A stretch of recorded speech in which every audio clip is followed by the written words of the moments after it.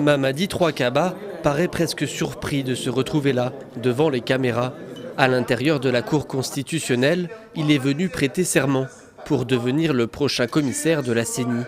Un poste ô combien important, laissé vacant après le décès soudain de son prédécesseur, Amadou Salif Kébé, touché par le virus Covid-19. Je voudrais encore une fois lui rendre hommage et lui dire que les services qu'il a tant rendus à sa nation ne seront pas vains. En quelques semaines, plusieurs hauts responsables guinéens proches du président Alpha Condé sont décédés du virus.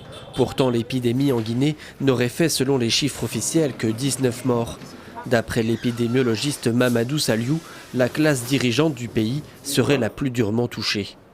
Au début, jusqu'en avril, un peu en fin d'avril, là, c'était surtout des cas importés. Donc, ce sont les personnes qui sont soit venues de l'extérieur, ou alors des personnes qui reçoivent, comme ces grands cadres qui sont là, qui recevaient beaucoup, comme vous le savez aussi, et qui reçoivent des personnes venant de l'extérieur, ou des diplomates, etc., etc.